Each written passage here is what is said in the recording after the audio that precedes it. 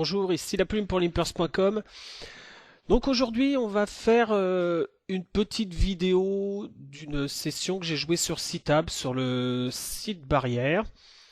Euh, D'ailleurs, je vais juste profiter vite fait de parler du site Barrière, hein. J'ai pas de part, j'ai rien chez eux, mais vraiment, je voulais les féliciter pour leur stuff, surtout la vitesse à laquelle ils le font évoluer, un peu à l'image de Winamax. Ils font des mises à jour toutes les semaines, tous les 15 jours. Ils écoutent vraiment les joueurs sur les forums et le soft évolue très très rapidement et devient très vite de qualité. Donc je voulais un peu féliciter ces équipes techniques.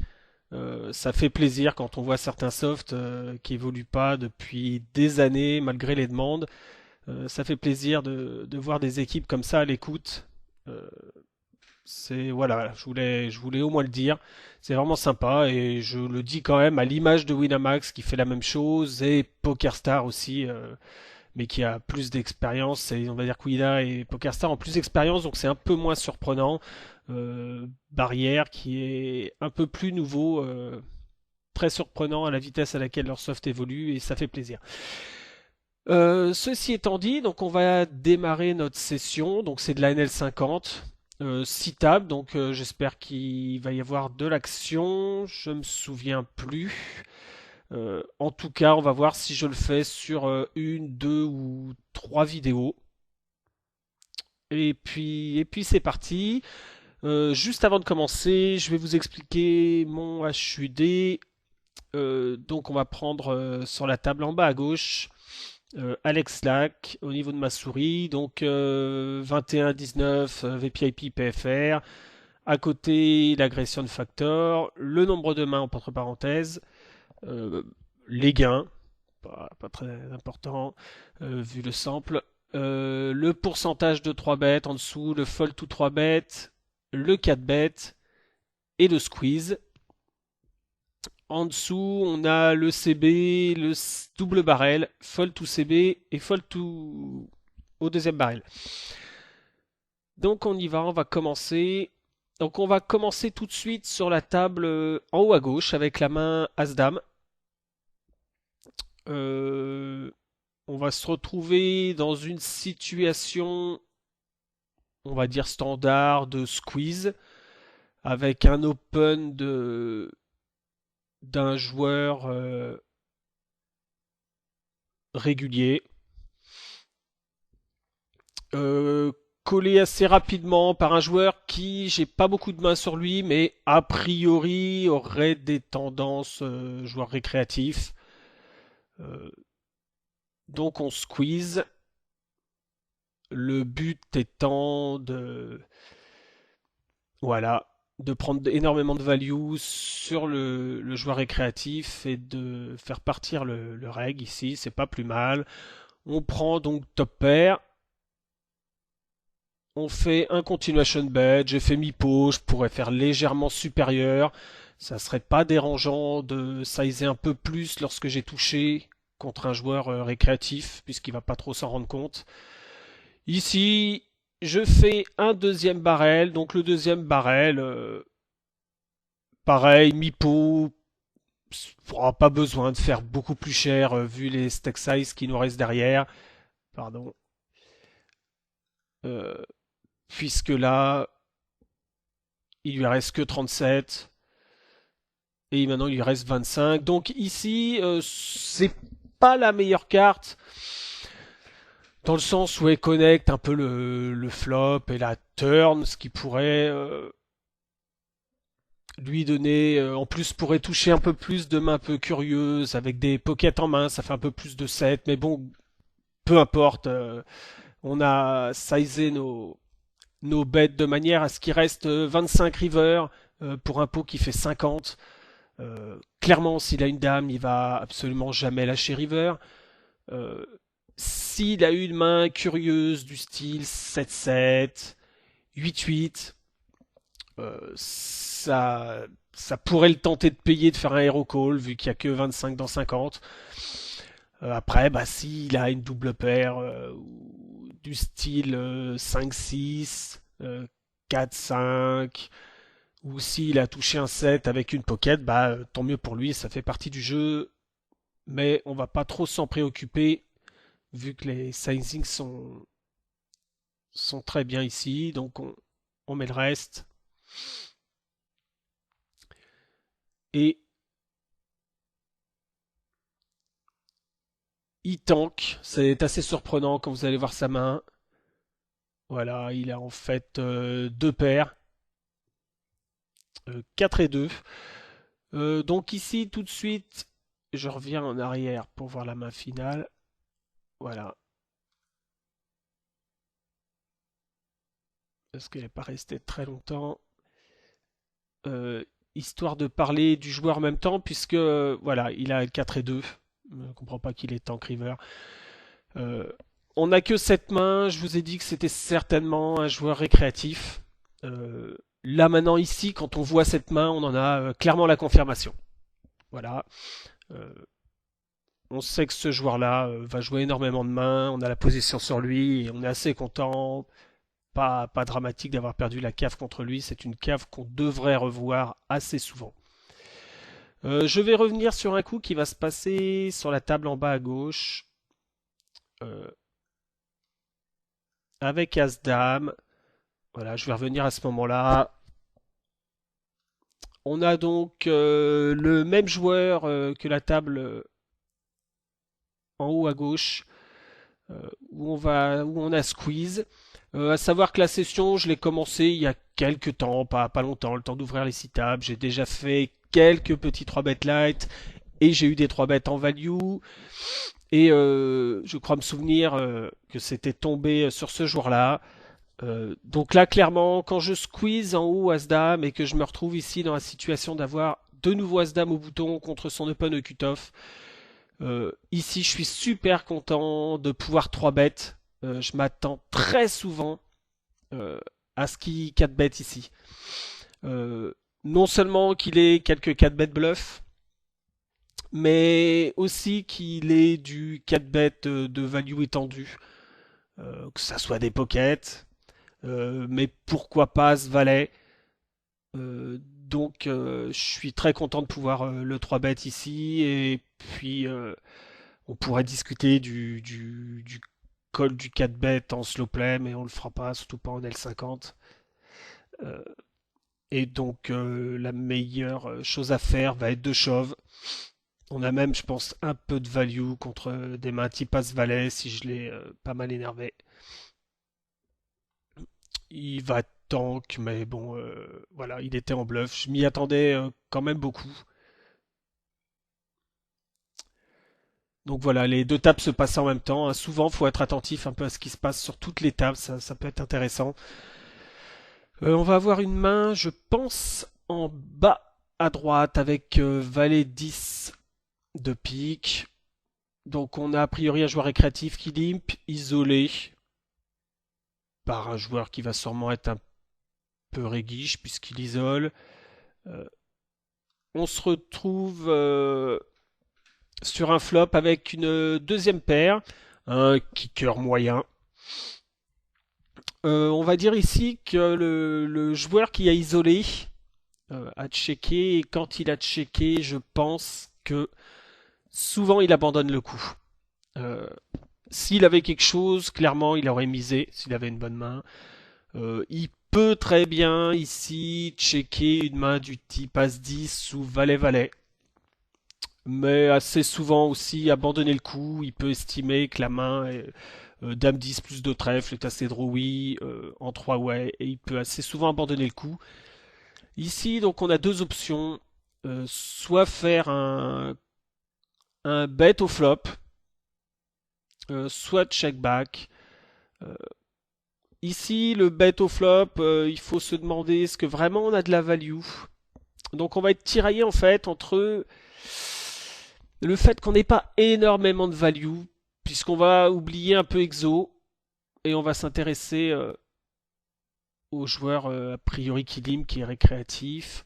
Euh, Est-ce qu'ici il peut payer une main du type Pocket 4, Pocket 5? Peut-être. Quelques draws trèfle, évidemment il va payer. Et est-ce qu'on value des 10? On peut en value quelques-uns. Donc je pense globalement ici qu'entre le fait qu'on ait quand même de la value sur certaines mains sur Damas, plus le fait qu'on ait deux joueurs en face de nous, c'est-à-dire quatre cartes.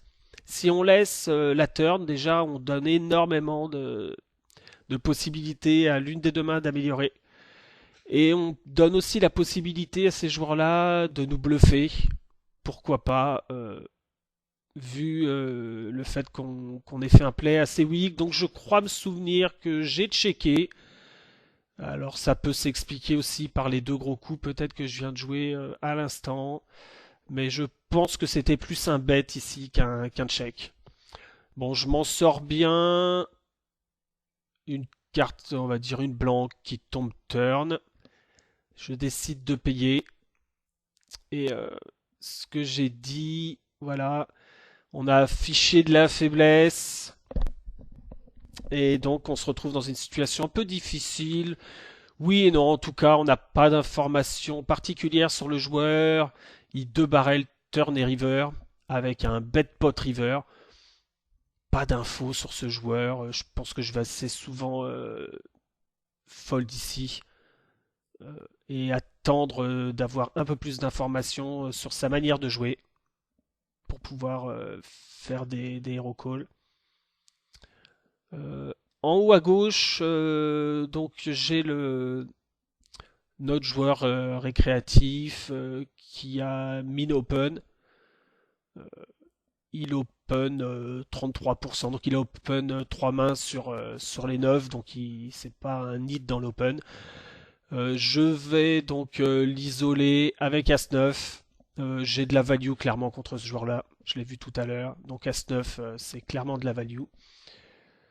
Donc je fais un continuation bet. Il colle.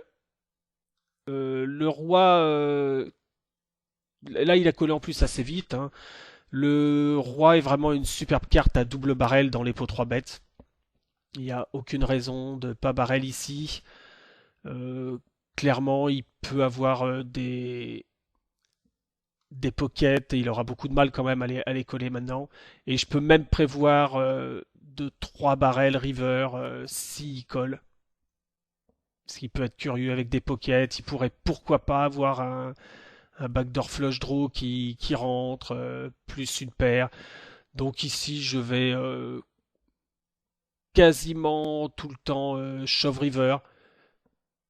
Je pense que je préfère shove pour maximiser ma fold d'équité plutôt que de mettre un mipo. Là, je me vois cliquer sur le mipo, ça m'étonnerait que je mette mipo.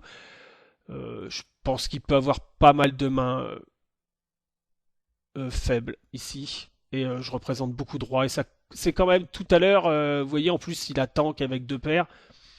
Peut-être qu'il n'était pas hyper content, je sais pas, Wims le roll.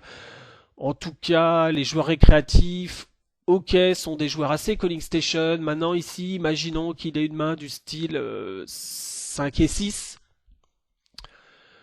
euh, du style 4 et 5.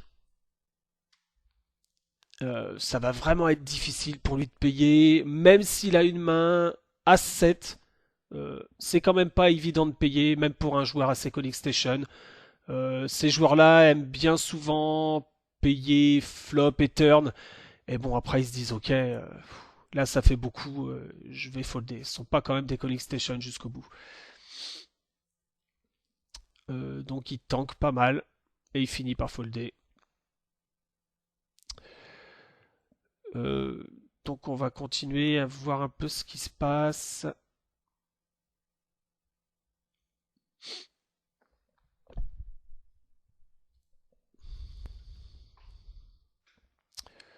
Donc, pour l'instant, pas grand-chose à dire d'autre. Juste, je peux revenir hein, sur le fait qu'il faut pas avoir peur quand même de bluffer les joueurs récréatifs, hein. C'est pour ça que c'est intéressant de les 3 bêtes aussi en bluff. Parce que derrière, on va pouvoir les bluffer. Évidemment que si vous misez flop et turn et que vous abandonnez river, vous allez dire, vous voyez, j'ai essayé de le bluffer, ça n'a pas marché. Quand les boards s'y prêtent bien, ce sont des joueurs qu'on va pouvoir bluffer, euh, qui sont assez calling station, mais qui vont pas donner tout leur tapis sur toutes les mains.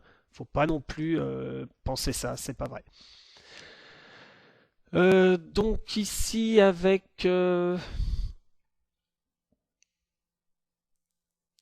Dame 2,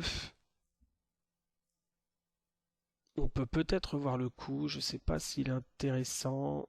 J'ai ouvert Dame 2 au cut-off, donc ça me paraît assez standard.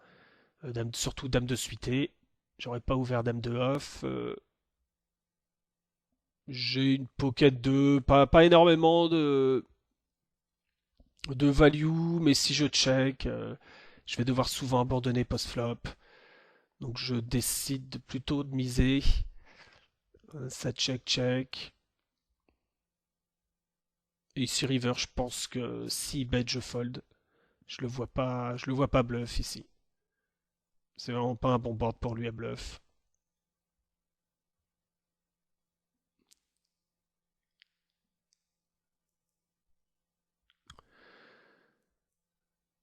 Donc voilà, à 6 au cut-off, un open standard. En bas à droite, donc j'attends de voir un peu les coups qui se déroulent. S'il y en a des intéressants, on va revenir dessus. En bas à droite, donc j'ai open UTG, j'ai été payé, j'ai été snap call au niveau du C-bet. Donc là, on réfléchit à savoir si on a un double barrel ou pas. Je pense qu'on a clairement un double barrel ici, puisque j'estime ici que sur Dame Valet 7, si vraiment il avait une main très forte, style un 7, un 7 de 7, deux paires, Dame Valet ou un 7 de Valet, il aurait au moins tanké un petit peu, histoire de se poser la question, est-ce que je raise, est-ce que je colle. Bon, là il a snap call, donc ça ressemble plus du type, un type de main As Valet, peut-être une pocket 10, pocket 9 qui se dit bah, j'ai une pocket, je vais coller, j'ai troisième paire. Euh, c'est pas toujours évident de folder une pocket 10 par exemple. Il est quand même assez neat. Donc faut aussi que je me méfie des mains style As-Dame. Mais il y a aussi des draws. Comme il a snap, il peut très bien aussi avoir un flush draw. Il a le flush draw, il se prend pas trop la tête, il colle assez rapidement. Donc ici je check, à savoir maintenant si j'ai envie de check call ou pas. Contre un 2 barrel, est-ce que vraiment il va essayer souvent de voler river? Je suis pas sûr. Vous voyez, bon, il avait roi dame. On partage. Mais bon, on peut clairement, sur des flops assez drawy, quand quelqu'un snap, euh, enlever toutes ses grosses mains. C'est-à-dire qu'au mieux, il aura top pair, top kicker. Tout ce qui est plus gros que ça va au moins prendre un peu de temps avant de, avant de coller. C'est quand même des informations assez importantes pour savoir si on a de la value ou le moyen de bluffer. Sur la table numéro 2 en haut, il y a un limp, hein, donc on ne peut pas laisser les joueurs limper notre big blind, on va relancer très souvent.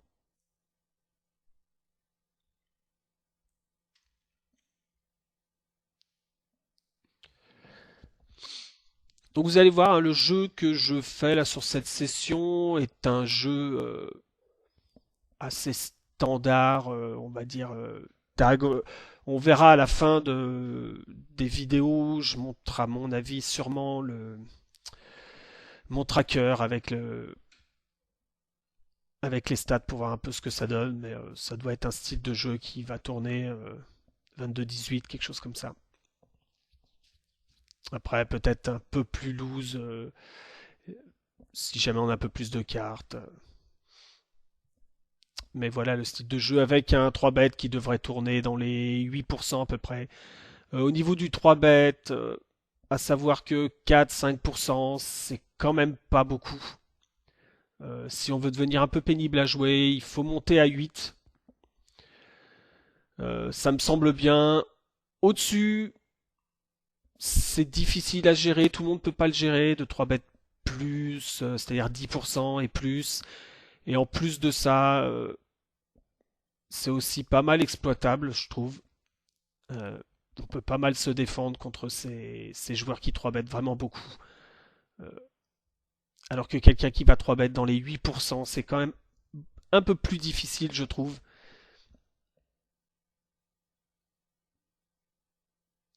Bon, là, pas grand-chose à dire de plus pour le moment. Assez standard, hein, je suis assez nitty, UTG, UTG plus 1, et puis on ouvre un peu plus quasiment tout ce qui est suité en cut-off et bouton, on élargissant encore un peu plus au bouton, mais c'est standard. Donc là, j'open Pocket 9, je suis min 3 bêtes, on va dire quasiment, quoi, par un joueur qui m'a l'air récréatif, moi qui est récréatif, 49-8, qui a jamais 3 bêtes en 40 mains. Alors ça veut pas dire qu'il a forcément les notes, des fois on est un peu surpris de ces joueurs-là, mais bon, je vais a priori la jouer assez souvent pour aller chercher mon set. J'ai que 2 à payer, donc je vais jouer très soft cette main-là.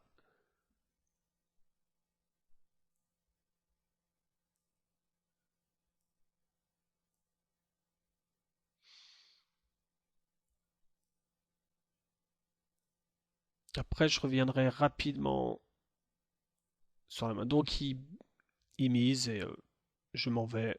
C'est vraiment pas un bon board. Ici en haut à gauche, j'ai paire de 8. Donc on a notre joueur récréatif qui 3 bêtes. C'est le premier 3 bêtes. C'est pour ça que j'hésite. Je vais avancer un tout petit peu pour voir voilà le steak. J'ai 3,75 à payer euh, et on a 65 de tapis effectif.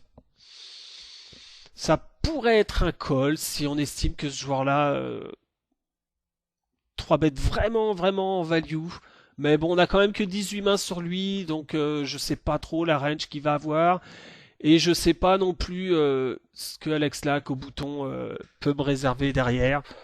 Bon, je décide de passer, mais c'est vrai qu'à partir du moment où on est assez deep, des fois on pourrait tenter contre des joueurs qui sont pas très bons de payer pour aller chercher notre set si on estime qu'ils sont assez notés et qu'ils sont capables de tout perdre derrière.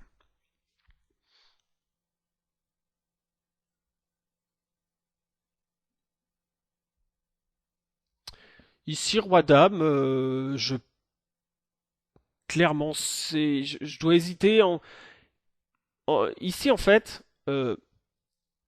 On a le droit d'hésiter entre le squeeze, qui me semble le play standard, toujours la même manière. On est content de pouvoir mettre dehors le joueur régulier, qui joue pas trop mal, et se garder le joueur récréatif avec une main clairement qui domine sa range de call, on l'a vu tout à l'heure. Mais il faut aussi être attentif à la dynamique du moment. Euh, j'ai beaucoup 3 bêtes, j'ai squeeze.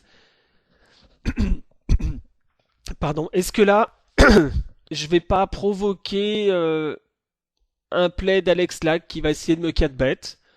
Euh, donc c'est pour ça, je pense que je tank. Maintenant, si on veut vraiment regarder la dynamique, qu'est-ce qui s'est passé sur le dernier 4 bet que ce joueur-là m'a fait en bas à gauche? Je lui ai shove, je l'ai shove.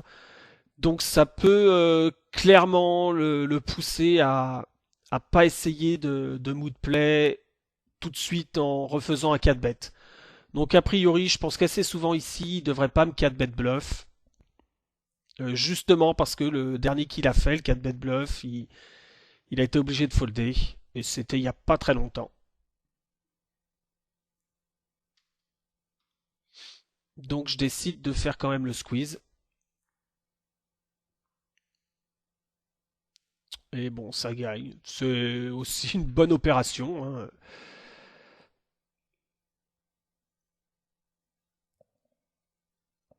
Donc pareil, Dame 10 en haut à gauche. Sur son limp, hein, c'est une très bonne main à isoler au bouton.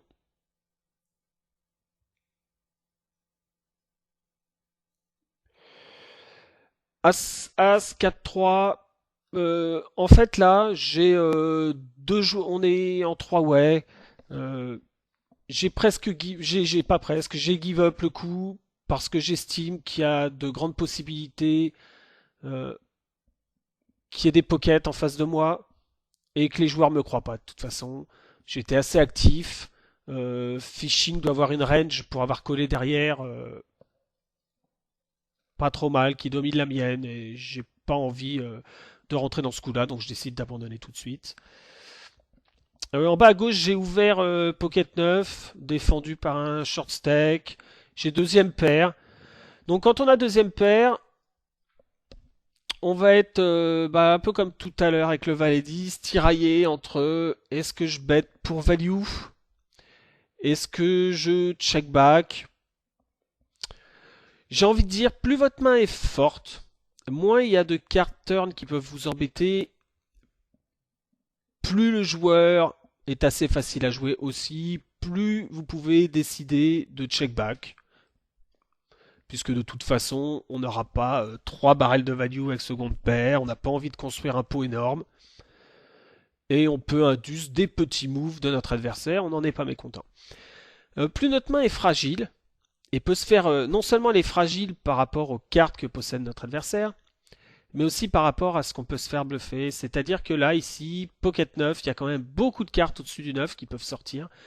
Et donc, en plus de la dame, ça va faire, si je vois turn et river, et que j'ai deux cartes supérieures au 9, voire une troisième carte, c'est vraiment pas un coup agréable à jouer. Donc à ce moment-là, on va peut-être être plus poussé, même si on n'a pas énormément de value, on en a toujours un petit peu, parce que par exemple, s'il a 8 et 7, ça m'étonnerait qu'il fold. Mais surtout, le coup va en général être plus facile à jouer. Ça ne veut pas dire tout le temps, il y a des joueurs, il va falloir se méfier, qui sont un peu chiants à jouer, qui vont float assez souvent. Ça ne sera pas forcément plus facile à jouer. Mais globalement, voilà, je bête. En plus, ici, c'était un 3-way, ce qui change pas grand-chose. J'avais pas vu que c'était un 3-way, mais c'est pareil. Donc ici, on va avoir un coup intéressant. Je m'en souviens plus trop. Donc il y a un limp, j'isole, collé par un short stack, moi, pas un joueur qui avait max. Et j'ai un joueur a priori NIT qui squeeze tout ça, un montant assez gros. Je le vois, faut être clair, hein, entre la présence du joueur qui est short ici et le fait qu'il soit NIT, je le vois pas une seconde être en bluff ici, donc il y a 100% de value. Est-ce qu'il peut faire ça avec As-Dame? Vu qu'il est assez NIT, je ne sais pas. Donc clairement ici, c'est de la value. Alors ici, ce qui est sûr, c'est que le 4-bet est tout le temps mauvais. Euh, puisque c'est presque un fold ici. C'est vrai qu'on a As-Roi, c'est vrai qu'en cash game en général, avec les dynamiques assez agressives, As-Roi c'est souvent les nuts pour décaver, pré-flop. Ici déjà, si je 4-bet, j'obtiendrai jamais un shove de moins bien. Donc il n'y aurait pas de raison de 4-bet. Je peux fold tout de suite. C'est l'une des options, vu qu'il est nit. Ça serait même a priori une option assez sympathique. Je peux décider aussi de coller pour garder des mains style As-Dame ou As-Valet, qu'il aurait eu envie de 3 bet vu que je suis assez actif. Et s'il a As-Valet que je 4 bet, il va folder. Donc on va dire que le pire des plays ici, ça serait à mon avis le 4 bet qui produirait rien. Juste isoler la range très forte de ce joueur NIT. Call peut être peut être bien, peut être une alternative pour garder de temps en temps ses bluffs, même si vraiment il n'en a pas beaucoup, mais aussi ses mains moyennes, style As-Dame ou As-Valet, qui pourraient fold sur un shove. Et ici, j'ai le short qui shove, donc et notre joueur NIT qui, je suis assez surpris, qui fold. Donc ma lecture, je pense qu'elle est assez bonne par rapport à ses stats. Je suis assez surpris, mais bon, ce qui prouve bien que souvent un joueur ici, bah, il en a peut-être un peu marre que j'ouvre des mains, il voit une option intéressante, il a As-Valet, ici il pourrait très bien folder As-Valet. Donc je colle et je domine largement la range du shove. Donc vous voyez, en plus de ça, dans les options d'As-Roi, en plus de garder les mains qu'on domine chez notre adversaire en collant, alors que si on 4 bet, on domine rien de ce qui va shove, bah voilà, on a produit un play assez bizarre du short stack.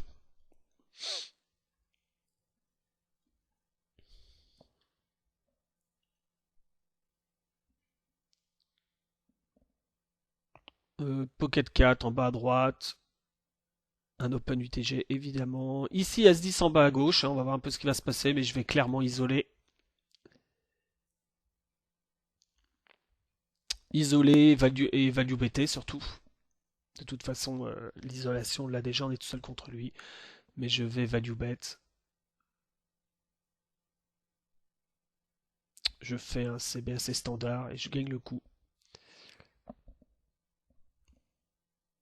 Vous voyez quand même globalement qu'un joueur récréatif, on a souvent une idée un peu commune qui est qu'il faut pas les bluffer, qu'il faut clairement élargir la range de value, mais pas les bluffer, c'est pas totalement vrai, hein. Faut pas abuser du bluff, se mettre à le bluffer toutes les 5 minutes, mais clairement on va pouvoir élargir la value et même de temps en temps juste l'isoler et le bluffer, il n'y a pas de problème.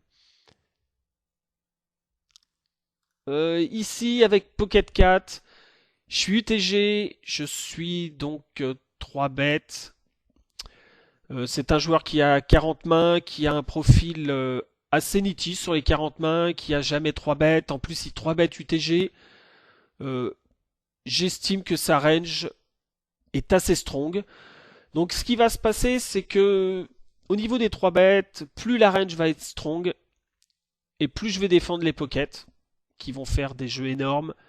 Et j'estime que je peux assez souvent rentabiliser mes 3,75 de payer. Il faudrait globalement que je récupère une dizaine de fois cette somme, quelque chose comme 37, ce qui peut être assez grandement possible contre sa range. Euh, on va dire si le joueur est assez nit mais très bon, hors position c'est pas forcément un call. Si on estime que le joueur est pas hyper fort, ce qui va quand même se passer assez souvent dans ses limites, on peut aller chercher notre set. Euh, A contrario, si le joueur est loose et 3 bêtes beaucoup, coller des petites pockets sera toujours mauvais.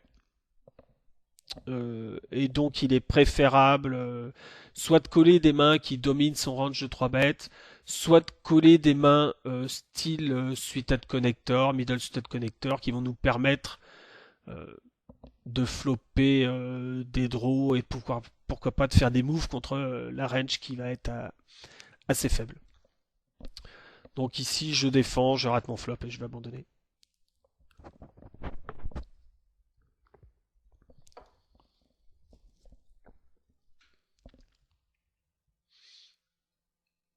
Donc clairement pour revenir à cette pocket, hein, on va entendre beaucoup de il faut pas coller hors position, c'est pas totalement faux. À vous en fait de bien estimer la range et le niveau de votre adversaire, ce qui peut justifier une défense, même hors position.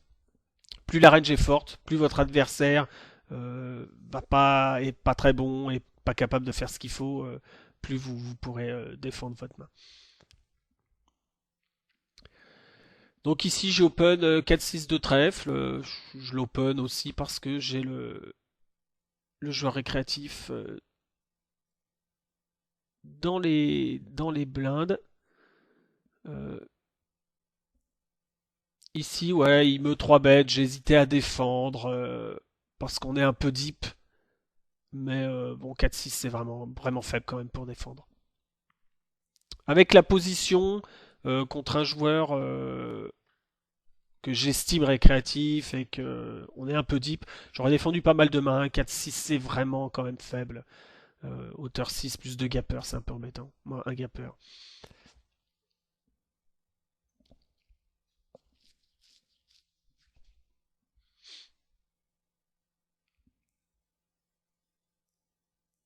Ici, roi 10, je pourrais de nouveau l'isoler, mais il faut clairement sentir un peu la dynamique et à un moment donné sentir qu'il va de moins en moins nous croire. Et là, je pense que c'est un peu le moment où faudrait peut-être pas l'agacer de trop sans une main correcte. Ça tombe bien, nous voilà avec As-Roi.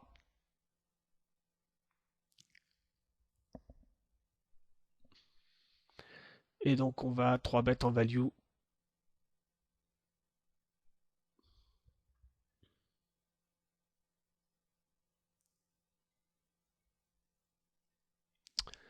Bon, il passe.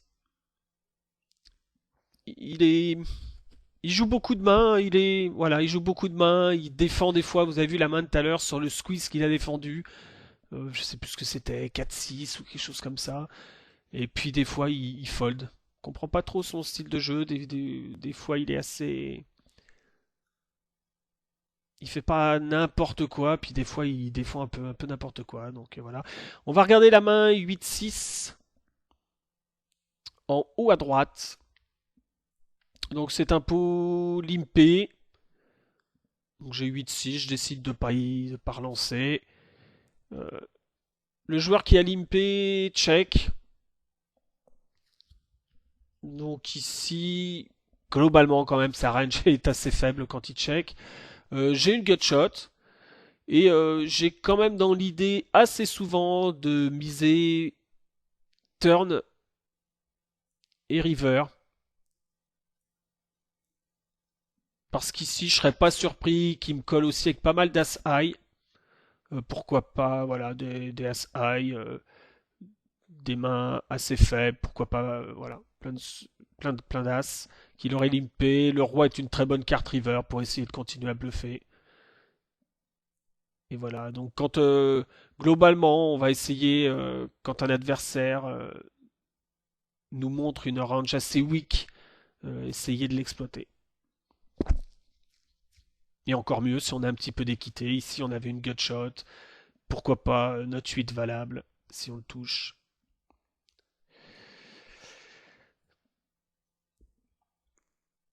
Donc ici, paire de 9. Hein, je vais la jouer assez standard. En bas à gauche, on se retrouve sur le même board que tout à l'heure. Paire de 9 sur dame de 3. On a fait un continuation bet. J'ai expliqué pourquoi tout à l'heure. Ici, donc pareil, exo 7 open. Et sur le flop, il ne fait pas de continuation bet. Il a l'air de faire ça assez souvent et d'abandonner. Donc clairement, ici, on va un peu oublier ce joueur-là. Valet, valet 2, notre paire de 9 est plutôt pas mal, surtout contre la range euh, de Muriel, qui va assez souvent folder au flop, pardon, qui va assez souvent essayer de bluffer. Là, c'est assez bizarre, c'est qui bet pot. Et on peut remarquer que c'est sa deuxième main à la table et que j'ai euh, une petite pastille orange. Pour moi, le orange, c'est les joueurs récréatifs. Donc là, j'ai peut-être dû le rencontrer sur des limites supérieures, soit un L100, soit un L200, sur ce site. Et je lui ai mis une petite pastille de joueurs récréatifs. Et donc, je vais coller ici. Je suis assez surpris de son bet pot. Assez rapide.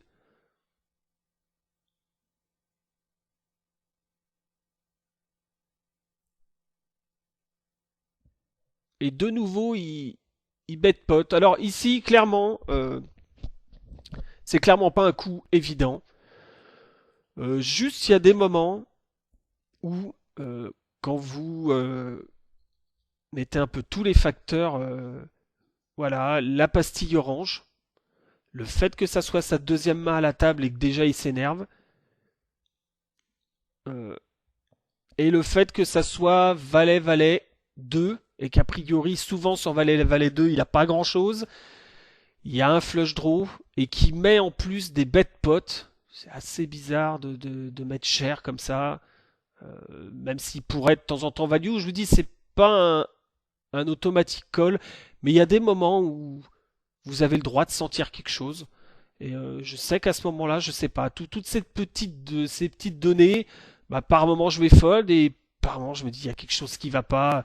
On peut pas trop l'expliquer. Je tank pas mal euh, et je comprends pas quoi.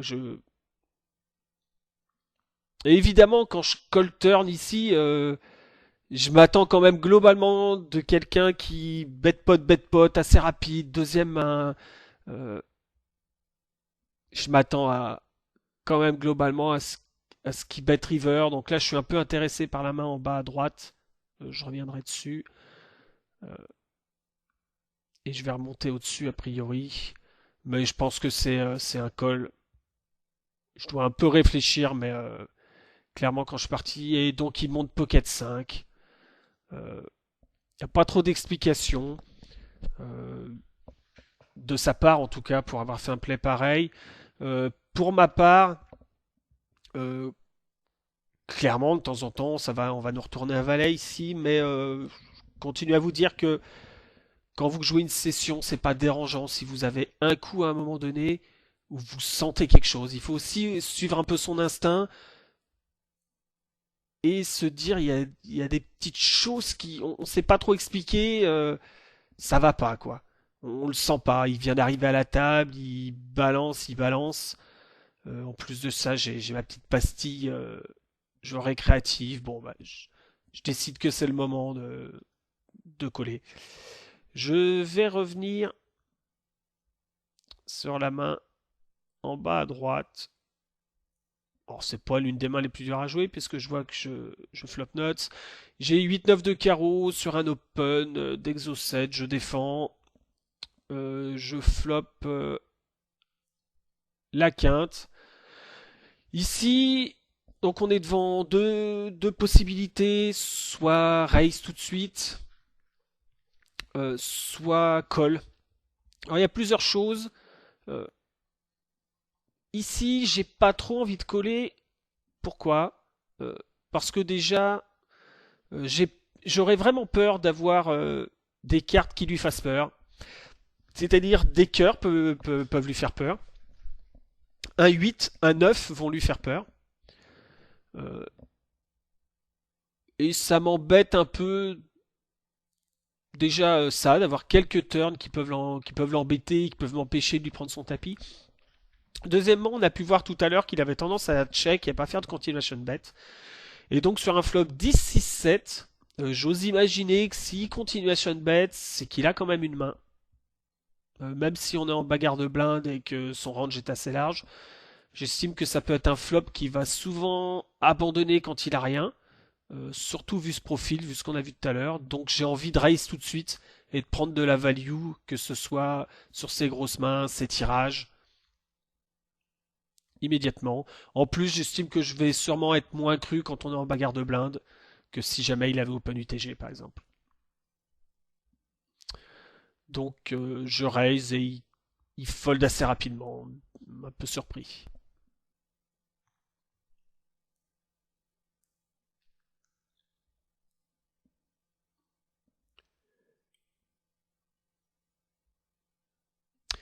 Bon, pour l'instant, vous pouvez voir hein, au niveau de la session, rien d'extraordinaire, hein, des plays assez standards.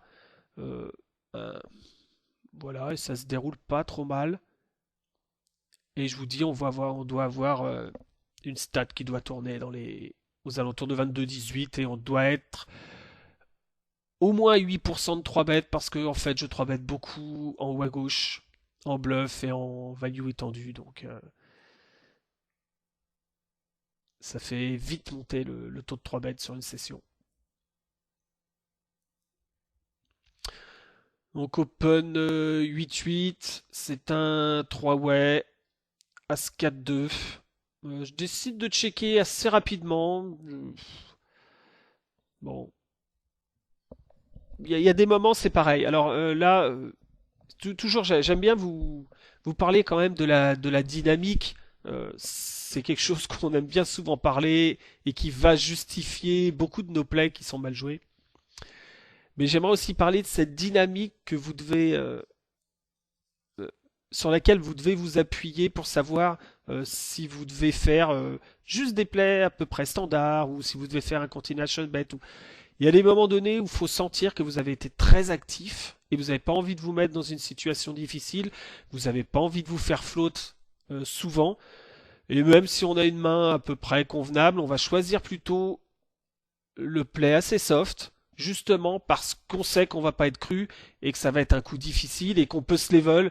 Et j'ai pas envie de justifier un call très borderline en me disant oui mais je suis actif alors il me croit pas. Alors, eh ben à ce moment-là je peux décider d'éviter cette situation et décider de mettre le moins d'argent possible dans le pot. C'est ce que je décide de faire, peu importe, je vais laisser les free cards, j'ai perdu le pot, c'est pas dramatique, c'était qu'un petit pot. Je préfère largement que les joueurs eux-mêmes se level dans les gros pots et que moi je laisse tomber les petits pots qui pourraient devenir vite gros si je fais un peu n'importe quoi et que je me level. A6, donc je vais revenir ici. En bas au milieu, j'ai As-6 de cœur. Ça pourrait être une très bonne main à 3 bêtes sur un open du bouton. Je décide de pas le faire, mais c'est des mains avec lesquelles vous pouvez le faire en bluff, il n'y a pas de problème.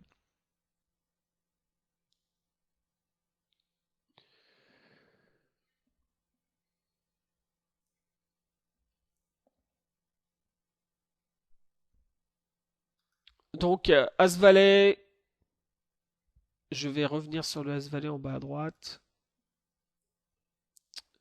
Donc il y a eu un open d'Exo 7, j'ai défendu As-Valet UTG plus 1. Et on se retrouve dans un flop 4-way.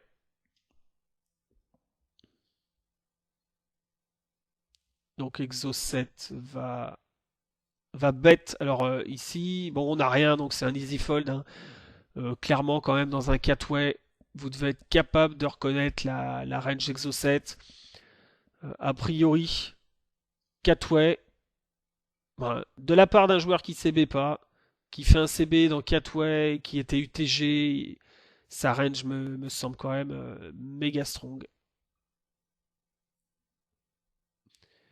Et si vous avez genre une main type roi-dame, vous devez pas être trop fier contre sa range quand même ici.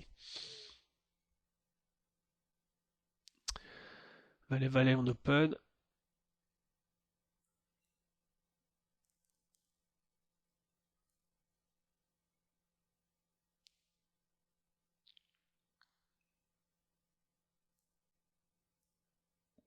Et on serait pas mécontent que Damas suive, voilà, puisque c'est a priori le spot de la table. Ici, voilà, on se retrouve avec Valet-Valet sur Roi 4-8. Pareil, on a le choix entre Continuation Bet et, euh, et Check Back. A priori, si on se souvient tout à l'heure, on a Check Back et il a deux barrels. Je pense que ça peut être une main intéressante à Check Back et pour call ses barrels. Je sais pas ce que j'ai décidé de faire, mais étant donné que j'ai Check Back, je pense pas que je vais lâcher. Je ne pense pas que je lâche turn. Tant pis s'il a le roi. Là, c'est pas génial non plus. Avec l'as, je sais pas.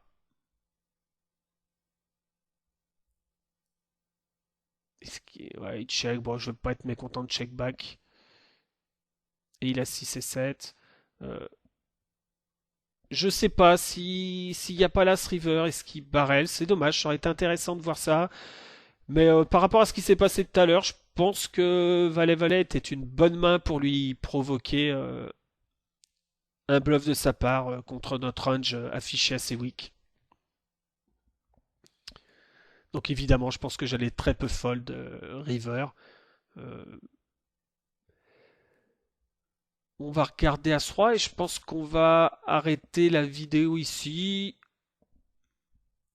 et qu'on va la faire en trois parties. C'est parti pour. Ici, 8-8-10. J'ai As-Roi, je vais continuation bet, je vais souvent barrel les turns. sauf le 2 qui est une blanque totale. J'aurais aimé voir des grosses cartes pour pouvoir les barrel, genre Dame, Valet. Bon, il avait Trips. Qu'est-ce que j'ai fait? J'ai collé River. Il a bête et j'ai collé. Ouais, j'ai dû faire un hero call contre les draws, a priori. Check, check, check. Je revérifie ça.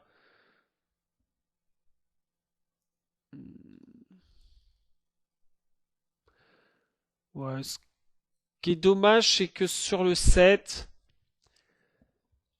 on va dire que s'il avait 7 et 9, déjà je bats plus 7 et 9.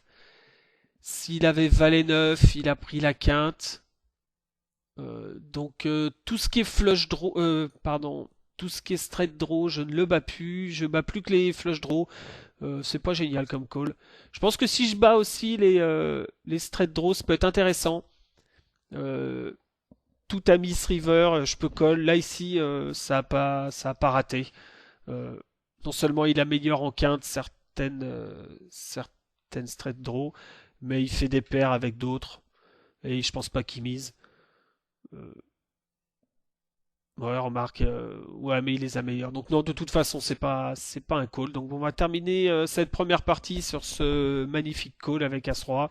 On a le droit de faire des plays pas terribles. Euh, et je pense que la vidéo fera 3 parties. Donc bah, je vous souhaite bonne chance aux tables et puis à très bientôt.